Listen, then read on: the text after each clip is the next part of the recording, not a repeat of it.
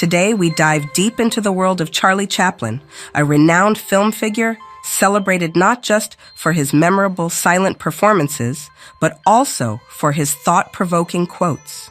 Chaplin, whose primary medium was silent film, expressed profound thoughts through his written and spoken words. As English learners, this presents a fantastic opportunity for us to explore intricate facets of the language.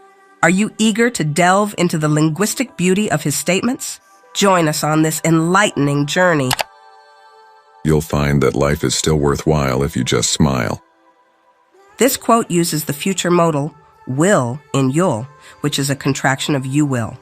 It emphasizes the power of a positive outlook.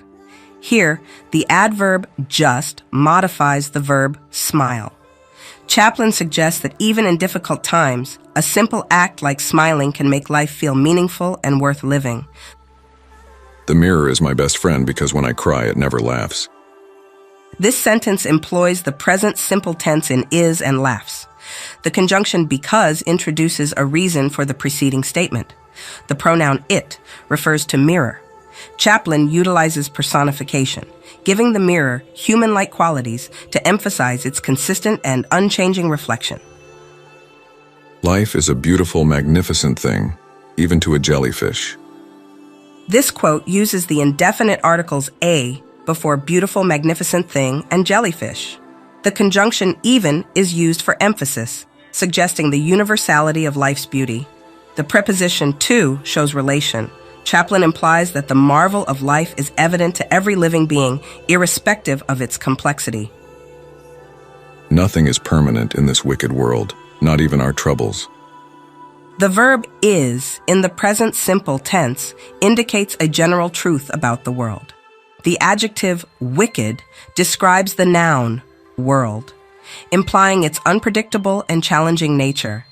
The conjunctions not even are used for emphasis, suggesting that even the most distressing experiences are transient. To truly laugh, you must be able to take your pain and play with it. The verb laugh is in the base form, expressing a general idea. The modal must indicates necessity. The preposition with in play with it conveys the idea of interaction or engagement.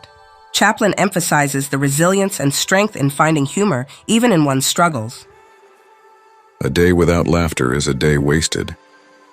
The preposition without indicates the absence of something, in this case, laughter.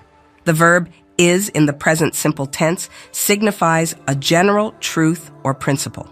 Chaplin's sentiment here is that laughter and joy are essential components of a fulfilling life, and without them, life loses its value.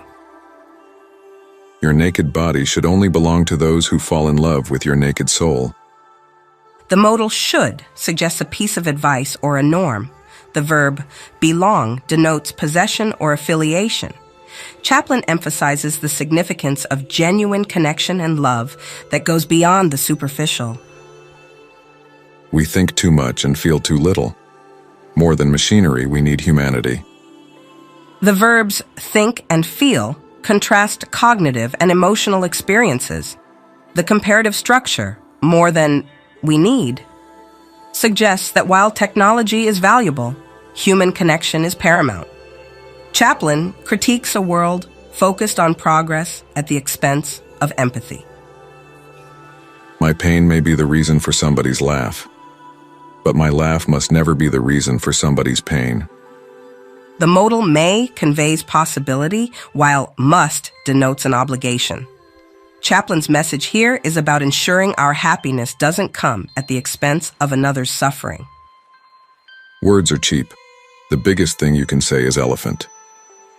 The adjective cheap describes the noun words, suggesting their lack of value when not used sincerely. The humorous comparison with elephant underlines that big words or statements might not always carry deep meanings. Chaplin highlights the distinction between verbosity and substance. Despair is a narcotic. It lulls the mind into indifference. The verb lulls denotes a gentle but compelling influence, suggesting how despair can numb one's senses.